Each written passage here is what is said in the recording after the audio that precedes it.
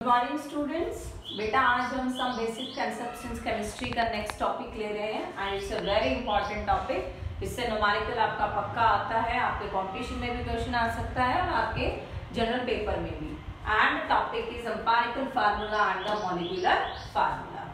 बेटा देखिए, जब हम बात करते हैं एम्पिरिकल एंड मॉलिक्यूलर फार्मूला की, तो उसके अंदर हम क्या देखते हैं। जैसे आप सबको पता है वाटर को हम रिप्रेजेंट करते हैं H2O से, सल्फ्यूरिक एसिड होता है H2SO4, कार्बन डाइऑक्साइड हो गया CO2, अमोनिया हो गया NH3। तो बेटा ये जो फार्मूलेज जो है ना, ये हमें सिंबॉलिक रिप्रेजेंटेशंस होती हैं आपकी। ये आपको ये बताती है कि इसके अंदर कितने नंबर ऑफ एटम्स आपके प्रेजेंट है, वो नंबर ऑफ एटम सिमिलर है, डिफरेंट है, इन सारी चीजों के बारे में बताता है। जैसे H2O के अंदर 2 हाइड्रोजन और 1 ऑक्सीजन है। लाइक सल्फ्यूरिक एसिड में 2 हाइड्रोजन 1 सल्फर 4 ऑक्सीजन एटम है। ठीक है, तो ये एक सिंबॉलिक रिप्रेजेंटेशन होती है आपके किसी भी एलिमेंट्स को जो कंबाइन करके जब आपका कंपाउंड बनता है, मॉलिक्यूल बनता है, तो उसकी जो सिंबॉलिक रिप्रेजेंटेशन है वो ये होती है। अब नाउ द क्वेश्चन अराइज कि ये डिटरमाइन कैसे किया जाता है। कि जैसे वाटर है, वाटर के अंदर बेटा हाइड्रोजन की अमाउंट 2 है, ऑक्सीजन का जो अमाउंट है एटम का वो 1 है। तो ये चीजें हम ड्राइव कैसे करते हैं, हम डिटरमाइन कैसे करते हैं। तो इस चीज के लिए हमने इंट्रोड्यूस किया एम्पिरिकल एंड मॉलिक्यूलर फार्मूला। अब सबसे पहले हमें ये पता होना चाहिए कि बेटा एम्पिरिकल फार्मूला क्या होता है। बेटा आपका कोई भी मॉलिक्यूल जब बनता है और उसमें जो various kinds of atom present होते हैं, तो जो आपका एम्पिरिकल फार्मूला होता है ना, ये सिंपलेस्ट फार्मूला होता है, या आप ये कह सकते हो सिंपलेस्ट होल नंबर रेशियो होता है, जिसके अंदर वेरियस काइंड ऑफ एटम्स आपके प्रेजेंट होते हैं, different kind of atoms present होते हैं। तो एम्पिरिकल फार्मूला को हम कैसे डिफाइन कर सकते हैं।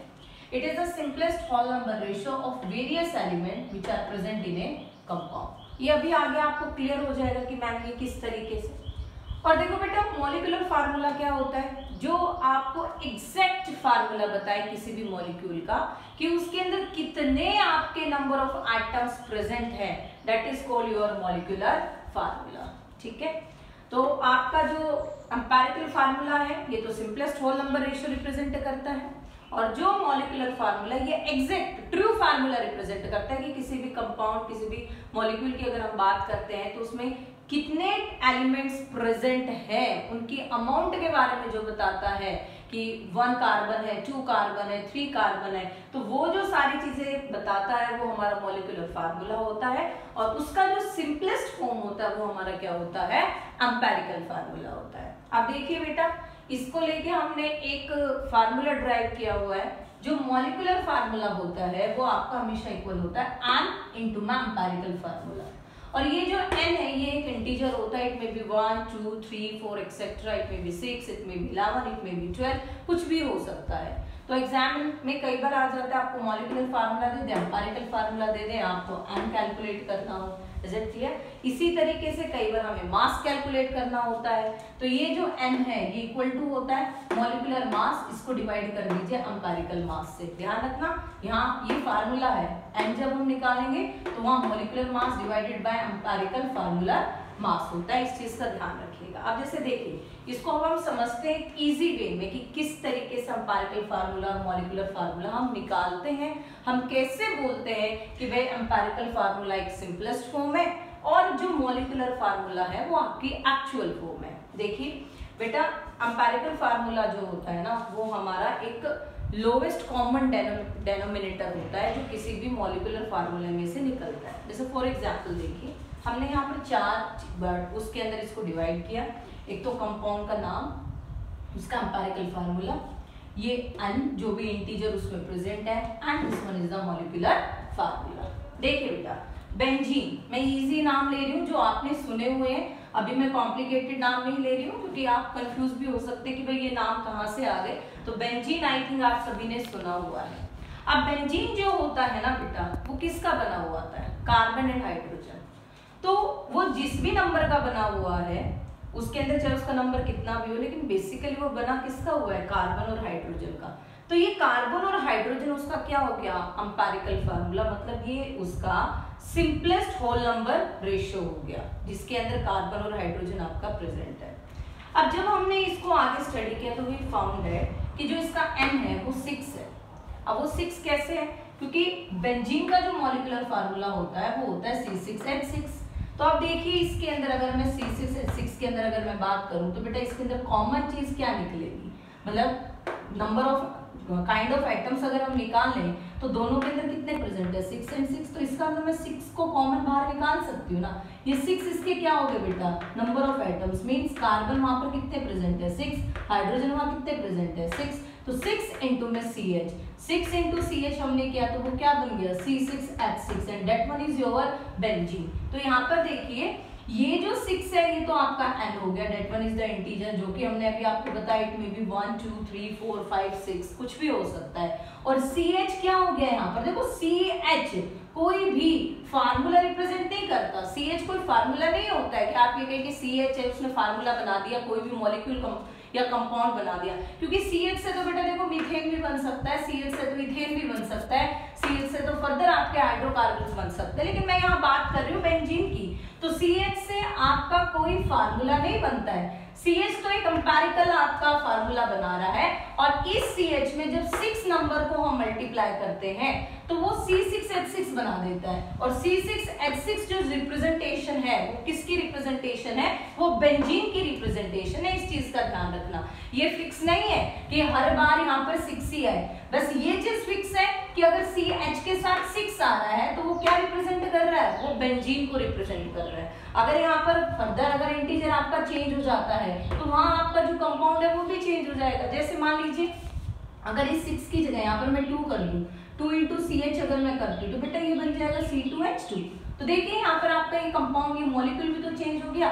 C2H2 हमारा क्या होता है, आप लोग 10th में भी पढ़ के, इट इज इथाइन, इसको हम क्या बोलते हैं, इथाइन बोलते हैं, another name is acetylene, right. आपने अगर 10th में ध्यान से पढ़ा हो तो ऑक्सी वेल्डिंग के अंदर हम इसको इस्तेमाल करते हैं। तो यहाँ पर ये पॉइंट क्लियर हुआ। अब नेक्स्ट देखते हैं ग्लूकोज। आई थिंक ग्लूकोज हमने सुना हुआ है बेटा, ग्लूकोज का फार्मूला बेसिकली हम सबको पता है C6H12O6 होता है, लेकिन देखिए जब मैं एम्पिरिकल फार्मूला की बात करती हूँ और उसका सिंपलेस्ट रेशियो बनाती हूँ तो ग्लूकोज के अंदर कार्बन भी प्रेजेंट है, हाइड्रोजन भी प्रेजेंट है और ऑक्सीजन भी प्रेजेंट है, लेकिन इसका एग्जैक्ट ओरिजिनल फार्मूला क्या होगा, इसके अंदर जो मैंने कॉमन इंटीजर निकाला वो निकाला 6, ठीक है। तो जब मैंने CH2O को 6 से मल्टीप्लाई किया तो ये क्या बन गया बेटा C6, ये H2 था, ये H12 और ये क्या हो गया O6। तो this one is your original formula of the glucose. और मैं आपसे ये पूछूं कि ग्लूकोज का एम्पिरिकल फार्मूला बताइए, तो एम्पिरिकल फार्मूले में आप क्या करोगे, जो कॉमन इंटीजर, जो तीनों इंटीजर में से कॉमन निकलता है उसको निकालने के बाद जो फार्मूला आपके पास बचेगा वो आपका कौन सा फार्मूला बचेगा, एम्पिरिकल। जैसे देखिए C6H12O6 से तो अगर मैं यहाँ से 6 को लूं तो यहाँ पर ये क्या बच जाएगा, अगेन CH2O, तो ये वाला फैक्टर क्या हो गया N, ये वाला क्या हो गया एम्पिरिकल, और इससे जो चीज आपकी आई वो आपका क्या हो गया बेटा मॉलिक्यूलर। तो ये चीज क्लियर हुई। इसी तरीके से एक नाम और हम देखते हैं, that one is your hydrogen peroxide. H2O2 हमारा हाइड्रोजन पेरोक्साइड होता है, ठीक है। अब देखिए इसको हम बोलेंगे, अगर मैं यहाँ पर लिखूं, मैं इसको बोलती हूँ हाइड्रोजन पेरोक्साइड आपका कोई कंपाउंड है, ओके। हाइड्रोजन पेरोक्साइड के अंदर कॉमन चीज क्या आती है, वहां पर हाइड्रोजन प्रेजेंट होता है, ऑक्सीजन। अब देखिए हाइड्रोजन और ऑक्सीजन कोई मॉलिक्यूल नहीं है कि नेचर के अंदर H और मिलकर कोई मॉलिक्यूल बनाता है, नहीं, कोई मॉलिक्यूल एग्जिस्ट नहीं होता। HO की कॉम्बिनेशन से, डिफरेंट काइंड ऑफ एटम के आने से इनकी अमाउंट जो है वो भी आपकी अलग अलग होगी, इनके कॉम्बिनेशन से हाइड्रोजन पेरोक्साइड बनता है। अब HO जो है, अगर मेरे को इसका फार्मूला निकालना है मॉलिक्यूलर फार्मूला, तो हाइड्रोजन पेरोक्साइड में H और ऑक्सीजन का जो N निकलता वो आता है 2। तो अब जब मैं इसको मल्टीप्लाई करती हूँ तो 2 इंटू में OH, जब हमने, या हम इसको लिख सकते हैं HO, हमने जब इसको मल्टीप्लाई किया तो it comes H2O2 and this one is your hydrogen peroxide. तो ये आपका क्या हो गया बेटा molecular formula. Is it clear. इसी तरीके से हम एक और लेते हैं, फॉर एग्जांपल N2O4, जिसको हम बोलते हैं nitrogen tetra oxide. Nitrogen tetra oxide बेटा पीछे हमने पढ़ा भी था, एक ला भी हमारी आई थी कि आपकी मल्टीपल प्रोपोर्शन की जब हम बात करते हैं तो नाइट्रोजन नेचर में एक ऐसा एलिमेंट है जो 5 तरह की ऑक्साइड्स की फॉर्मेशन करता है। और एक चीज और ध्यान रखना, लाफिंग गैस सभी ने सुना हुआ है, शायद आप लोगों ने मूवीज वगैरह भी देखी है तो उसमें भी आपने नोटिस किया होगा, कई बार लोग अपने आप हंसना स्टार्ट कर देते तो हम बोलते हैं इसने लाफिंग गैस स्मेल कर ली किया तो लाफिंग गैस होती है N2O। ये भी ध्यान रखिएगा, ये भी कई बार क्वेश्चन आ जाता है कि what is the formula of laughing gas, तो that one is your N2O। तो बेटा नाइट्रोजन टेट्राऑक्साइड, अब nitrogen tetroxide as a name indicate, मतलब इसके अंदर नाइट्रोजन प्रेजेंट है और इसमें ऑक्सीजन प्रेजेंट है, ठीक है। अब जब हमने इसका N फैक्टर निकाला तो हम ये बोल रहे हैं कि इसका जो N फैक्टर है वो आपका 2 आ रहा है, इज इट। अब ये नाम क्या बोल रहे हैं, नाइट्रोजन टेट्राऑक्साइड, तो इसका मतलब यहाँ पर जो नाइट्रोजन और ऑक्सीजन है तो ऑक्सीजन यहाँ पर NO2 की फॉर्म में प्रेजेंट है। अब हमने इसका, क्योंकि मॉलिक्यूलर फार्मूला हमने इसका ड्राइव करना है, तो देखिए फार्मूला हमारा मॉलिक्यूलर फार्मूला किसके इक्वल होता है, N into empirical formula. N यहाँ पर हम क्या बोल रहे हैं 2, और एम्पिरिकल फार्मूला हमने यहाँ पर क्या बोला है NO2, तो NO2 and it comes N2O4। तो this one is your molecular formula, this one is your empirical formula and this one is your 2, that one is your integer। तो इस तरीके से हम आपका जो एम्पिरिकल और मॉलिक्यूलर फार्मूला है वो हम कैलकुलेट करते हैं। यहाँ पर तो देखिए बेटा, आपको मैंने जनरल सारी चीजें बताई हैं। अब आगे जब हम न्यूमेरिकल्स करेंगे तो उसके अंदर आपको नाइट्रोजन की अमाउंट दे दी जाएगी, ऑक्सीजन की अमाउंट दे दी जाएगी, और वो फिर फर्दर आपको कैलकुलेट करना है। तो वो हम कैसे कैलकुलेट करते हैं, लेट्स सी।